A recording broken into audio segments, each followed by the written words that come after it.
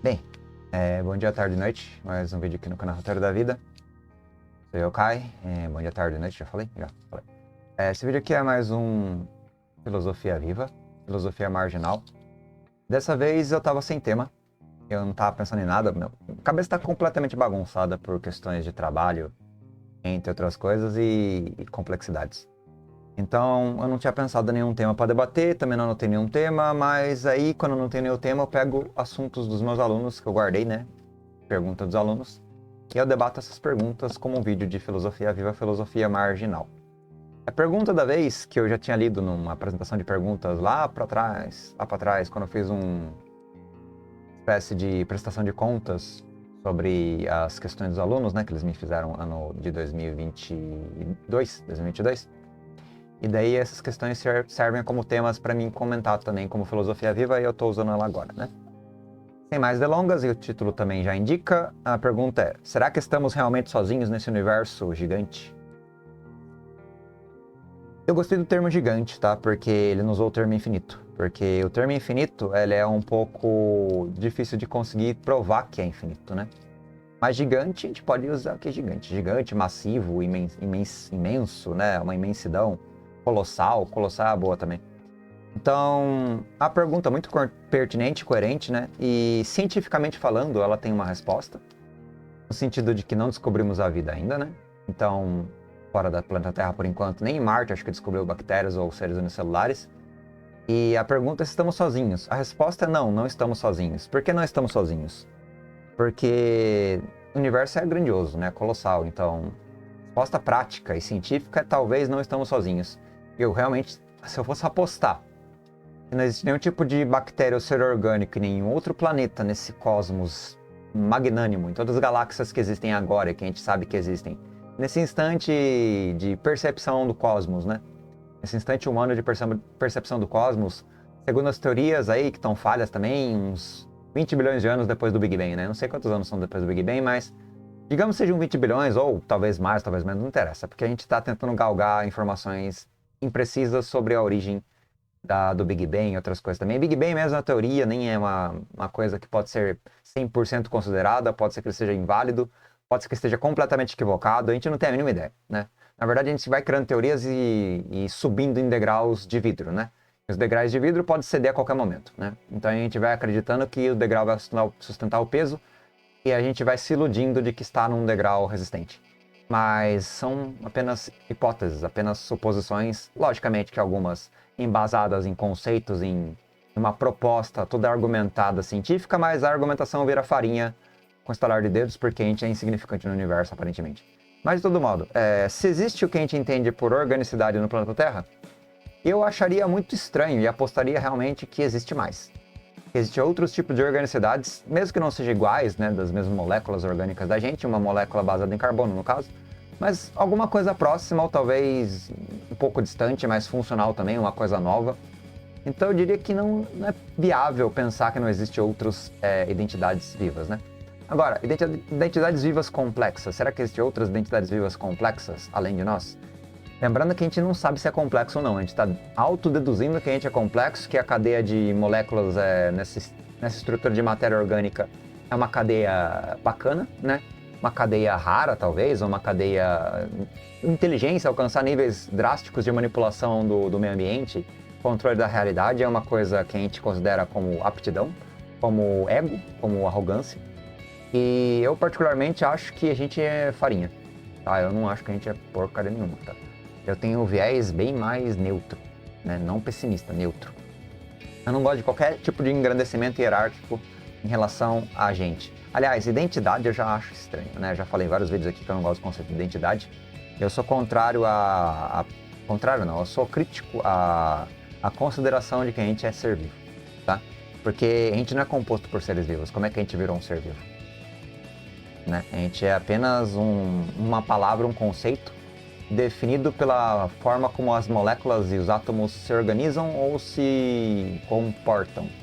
E como eles se comportam não define se eles estão vivos ou não, tá? Eles só se manifestam. Então, a gente também, como vida, ou como morte, ou como o contrário de vida, né? Com um organismo inerte, não um organismo vivo. Um organismo molecular puramente Não cíclico? Tem um ciclo orgânico, né? Mas não uma coisa que tem um ciclo por si mesmo, né? Por assim dizer, as relações dos seres vivos com o contexto sempre é insubstituível, né? A gente sempre está num contexto, não tem como fugir do contexto. Mas o universo, de fato, é massivo no sentido de espaço,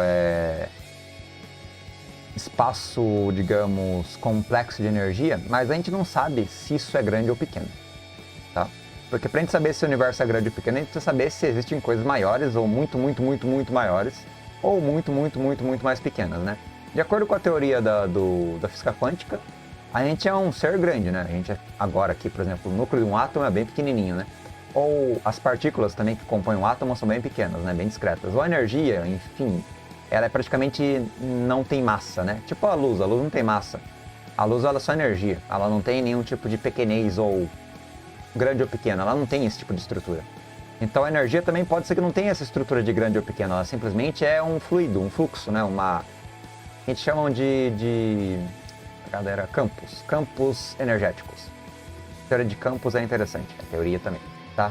Então, essa pergunta me leva puramente para o âmbito abstrato da investigação científica, mas quando eu começo a investigar a ciência, eu começo a questionar vários conceitos, como a vida em si, como a grandeza em si, né, que é um conceito próprio de questionamento, porque não dá para saber se o universo é grande ou colossal. A gente diz que é, mas é um modo de entender as coisas. Talvez ele seja extremamente pequeno, talvez seja extremamente grande mesmo, talvez seja nem sequer grande nem pequeno, talvez não faça sentido falar isso, porque é um tipo abstrato, aleatório e completamente errático de entendimento e de compreensão da realidade. Mas por que seria arbitrário e um tanto errático? Porque a gente está apostando. Apostando em quê? Em tudo. Tudo que a gente faz é uma aposta. A gente aposta que está vivo, a gente aposta que tem inteligência, a gente aposta que conheceu alguma coisa lógica, racional para medir as quantidades ou qualidades do universo. É tudo uma aposta cultural. Tipo, a gente não é diferente dos outros seres vivos, a gente não é diferente dos outros seres que não são vivos, os inorgânicos, né? Os cristalinos, por assim dizer, ou os ciclos dos outras moléculas, ciclo da água, ciclo do carbono, ciclo sei lá do que. Não é diferente, a gente não é melhor, a gente é parte, né? E por ser parte, a gente não tem autoridade. Se não tem autoridade nem critério para dizer que as coisas são e que elas de fato são como existência, a gente não tem critério de validade como espécie para afirmar coisas, fudeu. Essa é a palavra, tá? Então a gente precisa entrar em ilusão, entrar em debates de delírio, né? Em espécies de arcabouços argumentativos e intelectuais. Nossa, eu ia falar intelectuativos, é horrível, né? Argumentativos e intelectuais para definir verdades, ou definir pelo menos axiomas ou bases às quais a gente pisa. Como eu falei, é um degrau de vidro, talvez nem vidro seja. Talvez seja um degrau de ar. A gente esteja caindo. Caindo no penhasco da existência. Penhasco, no caso, abismo, né? E sempre caindo. E aí você volta para aquela. Enquanto não alcançar o chão, tá tudo bem. Até aqui tudo bem, até aqui tudo bem. Aquele do filme que eu falei uma vez, que eu não lembro o nome do filme, esqueci o nome do filme. Mas até aqui tudo bem, até aqui tudo bem, até aqui tudo bem. Daí acaba a espécie humana. Ao chão. Ao chão, sendo atingido. E a nossa efemeridade radicalmente arrogante ou egocêntrica, né? No sentido de autorreferência, de auto-engrandecimento, vira nada. E tudo vira nada. Assim como era nada antes da gente ter inteligência complexa, há cerca de 120 milhões de anos. Talvez extrapolando um pouco aí para ter uma coisa mais discreta, né? 1 bilhão de anos. Em 1 bilhão de anos atrás a gente não era inteligente. A gente era máquina. E agora 1 bilhão de anos para frente a gente diz que é inteligente porque a gente é uma evolução de circunstâncias apropriativas das moléculas orgânicas que vão se moldando, se dinamizando, se mutando e tornando-se cada vez mais adaptadas a um contexto de busca de manutenção de forma. E aí aprender a comer. Quando aprender a comer, aprende a multiplicar. E aprender a multiplicar e aprender a sobreviver. E essa sobrevivência exitosa vai ganhando espécies. E as espécies vão sendo catalogadas e circundadas. Lembrando que a gente não sobrevive no mundo se a gente for a única espécie do mundo. Então a gente é completamente enraizado na teia da vida. E a teia da vida não tem identidade, é uma complexidade. Não tem um indivíduo maior na teia da vida do que o outro. É uma cooperação, ou uma coexistência, ou mesmo uma cooriginação, tá? Então, nesse sentido em vez de ir para o campo mais amplo estamos sozinhos ou não, né? Com a pergunta mesmo. Essa é a pergunta. Será que estamos realmente sozinhos? Então, a resposta é: a gente existe. Como é que a gente pode dizer que está aqui? Você está aqui? Onde está você? Onde é o seu eu? Onde é o seu ego? Onde é a sua identidade? Onde é a sua essência? É uma questão mais abstrata. Se a gente parte do axioma de que a gente é alguma coisa e que a gente tem uma estrutura orgânica, e aí, a partir disso, a gente vai tentar buscar semelhanças num outro contexto, um contexto claramente cosmológico, um contexto de busca de sincronias orgânicas, estabelecendo essas arbitrariedades com ponto de partida, arbitrariedades necessárias, no caso, nada arrogantes, né? Nada descartáveis, arbitrariedades que sustentam o próprio debate aqui junto à pergunta, porque senão a pergunta não faz sentido. Então, tem aquelas teorias de que a gente está num universo muito novo, um universo muito primordial ainda, uma infância ou um bebê. O universo pode ser um bebê ainda. E aí, para ter mais civilizações complexas como a nossa, entre aspas, complexas ou inteligentes, ou organicidades densas, né, por assim dizer, multifacetadas, organicidades que têm inteligência, pode ser que em breve, daqui 1 bilhão, 2, 3, 5, 20 bilhões, quem sabe até mais, comece a despontar a vida em tudo quanto é canto. Tipo assim, vida, né? Pode ser que a gente seja o primeiro ser complexo, vivo e inteligente do universo. É uma teoria válida. Ou pode ser que a gente esteja vendo um universo onde nenhuma vida tem êxito, onde todas fracassaram miseravelmente Ou também tem a possibilidade de a vida, quando ela atinge uma certa complexidade, ela se esconde. A gente não consegue achar. Ou pode ser que a gente não esteja num azar estatístico, que por acaso, aonde a gente pode ver ou alcançar, é inviável de saber se tem ou não, né? Um azar estatístico de que tudo aquilo a gente pode medir com equipamentos como satélites e radares e outras coisas que a gente usa como tecnologia espacial sejam ineficazes para encontrar coisas. Ou várias outras teorias. Você pode criar teoria para tudo, tá? Você pode criar a teoria de que a gente está em ilusão, pode criar teorias desfragmentando os conceitos básicos do conhecimento, da vida, entre outras coisas. Pode criar teorias com bases sólidas, mas aí questionando coisas mais estruturadas, como se existem outros seres vivos e como eles se comportam ou são na existência. Enfim, é pau para toda obra. No ponto central, se existe ou não, considerando seu ponto de partida como a cultura e a pergunta como uma pergunta válida, segundo um contexto já estabelecido, que é o contexto da nossa cultura, eu acharia que não estamos sozinhos, tá? Porque eu acho que a gente tem capacidade de captação ou incapacidade de conhecer e desdobrar e encontrar, tá? Mas o ponto também, será que a tecnologia e a própria vida que a gente considera existente, né, em outros ambientes, né, em outros planetas, em outras galáxias talvez, em outros sistemas solares, obviamente, será que ela é complexa o suficiente para conseguir ser encontrada? Porque a gente está encontrando não é nem uma agulha num palheiro, é uma agulha no oceano, tá?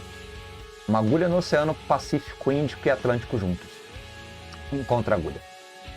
Talvez a agulha seja ainda grande demais. Digamos que seja uma agulha pela metade. Ou uma agulha 1/4, uma agulha 1/10 no oceano. Vai lá e busca. Encontra pra mim. Uma agulha do tamanho de 1 milímetro. Vai lá e busca, encontra pra mim. Talvez seja essa a dificuldade de encontrar a vida. Encontrar semelhança, encontrar inteligência, encontrar sociedades e civilizações que dominam a utilização, né? A utilização energética e vão escalando. Segundo aquela escala de energia, né? Você usa a energia de um planeta, depois a energia do sistema solar, depois usa a energia de mais de um sistema solar, do Sol como um todo, depois usa a energia de uma galáxia e vai aqueles esquemas de civilização evoluída, né? Tem umas teorias sobre isso que uns caras que manjam pra caramba falam aí, tipo uns caras do Ciência Tudo Dia ou de outros canais científicos. Vocês podem pesquisar no Google também. Como que encontra as escalas civilizacionais e de consumo de energia para ter um grau extra de complexidade tecnológica e de potência de domínio do ambiente, domínio energético do ambiente, tá? Onde você tem uma prosperidade multiplanetária ou multi-sistema solar ou multi-galáxia, né? É uma coisa bem Star Trek ou Star Wars, né? Mais Star Trek, porque Star Wars é um tanto nesse caso, né? Mas enfim, de todo modo, a moral da história, e meio que finalizando a prosa no sentido, pelo menos da resposta, né? Eu diria que não faz muita diferença se existem outros, tá? Porque a gente... É uma pergunta estúpida, na verdade, não, sem querer ofender quem perguntou, mas é uma pergunta que não faz sentido. Porque tanto faz. Sim, no sentido existencial, a longo prazo, no sentido de efemeridade trilionária de anos, em trilhões de anos, não tô falando em bilhão, tô falando em trilhão, ou quinquilhão, não tem como. Não tem como alcançar a divindade. Não tem como você ser onisciente, onipotente, onipresente. E se isso acontecer, e você alcançar o patamar de Deus, como espécie humana, como consciência constante, como identidade que consegue se perpetuar eternamente, eu acho isso muito bizarro. Apesar de que é uma possibilidade, não é negada, tá? Mas eu chamaria de busca doentia por significado. Pra mim não tem. Eu sou, não, aí nesse caso eu sou niilista, tá? Porque, ou neutro, eu tento neutralizar essas coisas, significado, sentido, propósito, eu tento usar as coisas de maneira mais instrumental. Tipo, eu estou usando de maneira instrumental as palavras que eu estou conversando com vocês. Eu uso de maneira instrumental o intelecto que eu adquiri na cultura. Eu uso de maneira instrumental os meus argumentos para conseguir debater assuntos complexos. Mas eu não quero verdades, tá? Eu não quero axiomas, eu não quero base, eu não quero conhecimento. Eu não desejo estar estável no conhecimento. Eu quero sempre o devir, sempre a impermanência, sempre a transformação e sempre a inconclusão. Nesse caso, eu sou bem filosófico, né? Porque a inconclusão é a coisa mais filosófica que existe. Então, nesse sentido, a pergunta é interessantíssima, mas eu não quero uma resposta. Apesar de que eu ficaria extremamente curioso caso acontecesse. Mas não é o tipo de coisa que eu vou galgar e falar, não, eu quero descobrir a resposta, eu quero descobrir a resposta. Aliás, eu não faço quase nada no mundo mais. Eu parei de buscar respostas, eu apenas busco entretenimento. Entretenimento nada mais é do que cultura, e a cultura nada mais é do que tudo que o humano produziu na história. Incluindo filosofia, incluindo todo o resto. Eu só me entretenho, eu sou um cara joker. Eu sou a carta joker do baralho. Eu não tô ali pra somar, eu não tô ali pra dividir, eu não tô ali pra ser naipe. Eu tô ali pra ser o joker. Eu tô ali apenas pra ser descartável ou apenas uma carta coringa, né? Joker e coringa é a mesma coisa. Uma carta estranha e não pertencimento. Eu sou um observador, tá? Eu estou aqui apenas comendo pipoca e vendo o desastre. Essa é a minha postura de consciência, tá? É parecido com o dualismo indiano do Sankhya, né? Tem a consciência que vê a dança e o filme da Prakriti, que é a matéria. Então eu sou o Purusha, se eu não me engano é Purusha o nome, eu esqueci as coisas, mas é a alma errante observadora. Que não tem corpo e apenas finge que tem corpo ou acredita que tem corpo ao confundir-se com o filme que está assistindo. Então eu sou espectador no cinema, vendo o caos acontecer. E lógico que depois de um tempo a minha consciência vai se esvair e desfazer, porque o meu corpo vai entrar em colapso. E tudo que eu falei aqui vai virar nada, porque eu também... Não vai ter longevidade que eu falei aqui. As coisas que eu falei aqui vão desaparecer também. Né? Não sei, em 100 anos, 200 anos, ou 10 anos, ou 1 ano. Eu posso morrer a qualquer momento. Assassinado, ou por acidente, ou por doença, ou por azar, né? Enfim, N coisas podem acontecer e o tempo mesmo é uma coisa extremamente complexa de se falar que existe, né? Eu não gosto de ficar definindo temporalidade como uma coisa objetiva. De todo modo, é uma construção que eu tô narrando aqui que tá extrapolando o tema central, se existe ou não. Estamos sozinhos no universo. E sozinhos implica, logicamente, tem que implicar seres inteligentes, porque se implicar matéria, não. Se implicar inorgânicos, obviamente não, a gente não tá sozinho. Se implicar seres inteligentes e vivos, a gente também não está sozinho, porque não é no universo para além da Terra. Dentro da Terra temos equivalências, como os golfinhos, os elefantes, ou as formigas, ou as abelhas, ou as bactérias. Todas são inteligentes, todas têm adaptação pronta e pertinente para a sua espécie. Todas vivem adequadamente de acordo com o contexto. Então todos os seres vivos, vigentes atualmente na vida do planeta, na Gaia, no planeta, por assim dizer, no espírito planetário chamado Yggdrasil, Árvore da Vida, são seres que pertencem à nossa companhia. Não estamos sozinhos de maneira nenhuma. Nem que você queira estar sozinho, você não consegue, tá? Primeiro, para você estar sozinho, você vai ter que ser completamente inconsciente. Então você não pode nem formular a questão, tá? Você tem que ser um vegetal. Um vegetal pleno, nem tem vontade ou volição. E um vegetal pleno que não tem vontade ou volição, nem vida é. E quando eu falo de não vida, também não é inorgânico, porque o inorgânico tem vontade de evolução através da movimentação dos campos gravitacionais, que são energéticos ou algo do gênero, que é a única coisa basilar que eu consigo dizer aqui como a estrutura mínima da galáxia, da existência, né? Da existência como um todo. Então, até essas coisas que se movem, ou talvez se movam, não tenho certeza se movem ou não, mas digamos que se movem. Se move, está agindo. Se está agindo, está vivo. Então a gente não está sozinho, porque a frequência dos campos nos acompanham. Então não tem como estar sozinho, cara. Como é que você está sozinho se os seus órgãos são vizinhos? E eles são indivíduos, entre aspas. Eles cooperam e coexistem num ecossistema. O próprio mitocôndria, no seu DNA, ela é uma entidade viva. É uma entidade absorvida e que coopera, como se fosse uma bactéria interna a cada célula, a mitocôndria. Tá? E é uma coisa matriarcal, primordial, extremamente importante. E o próprio DNA, as moléculas também, separadas em átomos, separadas em elétrons e prótons e nêutrons, em partículas das mais diversas, as partículas não estão sozinhas. A gente considerá-las como partículas. E se for como ondas, também não estão sozinhas. E se elas não tiverem identidade única e forem a totalidade, digamos, o holismo, né? O holismo, a totalidade completa do universo, e o indivíduo universal é o próprio universo, o universo é completo em si mesmo e não tem parte, a gente não é parte do universo, a gente é apenas o universo como um todo, a gente estaria pertencendo a si mesmo, pertencendo à unidade da totalidade, então não estaria sozinho também. Então, na prática, se existir uma coisa que é impossível na realidade, é a solidão. Você não está sozinho nem que queira, tá? Vivo ou morto, orgânico ou inorgânico, energia ou não energia, parte ou todo, a gente não está sozinho. Não tem como estar sozinho, tá? Se você está falando comigo ouvindo esse vídeo, você não está mais sozinho. Porque estamos interagindo nesse contexto, nessa fronteira conceitual arbitrária de sociedade, de indivíduo. Estamos juntos. Não tem nem como. Eu tô aqui falando com o microfone que eu não tenho a mínima ideia de que indivíduo que produziu ele. Eu tô aqui falando para uma webcam, ou para um equipamento, ou mesmo para um oxigênio, o ar que eu respiro, que foi produzido por indivíduos, por seres vivos, de metabolismo, que me garantem a minha estabilidade contextual. Eu não consigo estar sozinho nem que eu queira. Eu não consigo encontrar a escuridão nem que eu queira, porque a escuridão é preenchida por toda a luz da existência. E a existência não é a parte onde tem pouco movimento, pouco calor ou pouca entropia, e aí fica fraquinho de energia, aí fica com temperatura baixa. Até isso não para, tá? Pelo menos de acordo com a ciência que a gente conhece hoje, até isso não para. Então, não tem como, a solidão é uma puta de uma tolice, tá?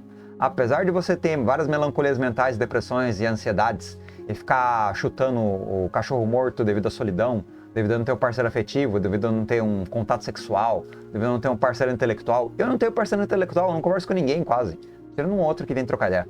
E eu gosto de conversar, tá? Adoro conversar. Adoro trocar ideia profunda. Mas eu não consigo conversar com as pessoas fisicamente mais, tá? As pessoas ao meu redor, que são os professores, outras pessoas que eu trabalho junto, são arrogantes pra caramba. São comuns. E o meu modo de pensar é extremamente excêntrico. E o meu modo de ver o mundo é extremamente excêntrico. A última vez que eu consegui conversar, sendo sincero, foi com uma aluna. Essa semana. Acho que, se não me engano, ontem ou anteontem. Ontem eu consegui conversar no dia 9 de agosto de 2003, depois de muito tempo, sem conseguir conversar sério com uma pessoa, sem conseguir ser sincero com uma pessoa, eu conversei com a aluna porque ela estava a fim de conversar, ela estava aberta ao debate. Mas fazia meses que eu não conversava com pessoas ao vivo, tá? Online sim, online tem uns colegas aí, o Pedro tal, que trocou ideia comigo com o tempo, vocês mesmo que participam das lives de leitura, do Clube da Leitura. E então, na parte de interação social, de não estar sozinho, por distâncias virtuais, eu estou acompanhado, tá? Agora, da parte de estar vinculado a semelhantes de carne e osso, esquece. Sim, não vai, entendeu? Eu sou muito diferente. Não que eu queira ser arrogante ou excêntrico ou ser um zero à esquerda ou um destaque, eu não quero ser especial. Mas é que, de acordo com o meu modo de pensar, o meu modo de entender as coisas, e os meus amigos com quem eu converso raramente ou me encontro raramente, eles não me entendem. Eles não conseguem me aceitar. Assim, quando eu começo a ser eu mesmo, né? Porque normalmente eu estou interpretando um papel na sociedade. Eu sou o professor, eu sou o otaku crítico, eu sou o cara que está falando uns negócios bizarros na internet. E geralmente eu estou usando lastros de comunicação. Quando começa a entrar no campo de existência significativa ou de lastro intelectual de autoridade, eu começo a divagar ao ponto de tirar toda a hierarquia. Quando eu tiro toda a hierarquia, eu estou me jogando ao chão mesmo, virando cinza. Estou virando nada. Eu não quero ter autoridade, ter hierarquia ou ter identidade. Eu não quero ter conceito ou fronteira. Eu não quero porra nenhuma. Então, nesse ponto, é o meu princípio de filosofia. Por isso que eu falei que não era tão niilista assim, porque niilista gosta de ter contextos de negação. Eu não quero negar nem afirmar. Eu quero a neutralidade. Eu sou bastante Madhyamaka nesse sentido, tá? Apesar de não ser budista. Budista do Mahayana, no caso, né? O Mahayana, que tem o caminho do Madhyamaka, o caminho do meio é o que eu tento seguir, né? Apesar de, enfim, ter que devido às organicidades, manter o ciclo virtuoso da sobrevivência, tipo comer, dormir e tal, né? Mantendo a vida cotidiana e tal, né? Eu não tô submetendo-me à ausência completa de vontade corporal e submetendo à degradação do corpo, a degradação da existência mental e a voltar para a linha das energias universais, por assim dizer, voltar para a existência, como parte da existência. Então tem um ego mínimo, tá? Pelo menos um ego mínimo. Enfim, falei um monte de groselha já, saí do assunto várias vezes, pelo amor de Deus. Vou acabar por aqui para não enrolar muito, tá? Então a pergunta respondida de maneira bem simples é: não estamos sozinhos, cara. Tem que ser queira. Aliás, eu estar lendo essa pergunta que você fez indica que eu e você somos parte do mesmo universo. E mesmo que eu não lembre o seu nome, porque eu não sei quem fez a pergunta, e mesmo que eu soubesse não lembrar o nome, porque eu esqueço das pessoas, eu esqueço de várias coisas. Isso vira um hábito. Talvez seja uma coisa proposital, não sei. Mas de todo modo, não dá pra estar sozinho, cara. O papel que você escreveu é parte da nossa existência e garante a nossa conexão. As palavras que eu li, na nossa linguagem comum, garantem a nossa conexão. Não pode estar sozinho. E quando você pensa no universo como grandioso, o mundo é infinito, o mundo Terra é infinito. A quantidade de pessoas que existem aqui e a quantidade de criatividade ou energias é infinita. O infinito está dentro, não está fora. Então, a solidão não existe. Você está preenchido pelo pertencimento dentro de uma bolha fechada que é infinita, que é o planeta Terra e a cultura humana. Então, o entendimento do infinito é flexível, tá? É muito flexível. Depende do conjunto de arbitrariedades que você colocar dentro dele. Se você quiser colocar arbitrariedades específicas, elas são infinitas. E assim vai infinitamente. Então, mas eu falei que ia acabar o vídeo, não acabei. Puta que pariu. É isso, pessoal. Grato aí pela presença, desculpa qualquer coisa e até um próximo FV aí sugerido por aluno com um tema complexo que eu vou fazer um brainstorming, um mindsetting, sei lá o que, uma palavra gringa aleatória aí, pra fazer um pensamento aleatório também, tá? É isso aí. Valeu aí, até mais. Falou.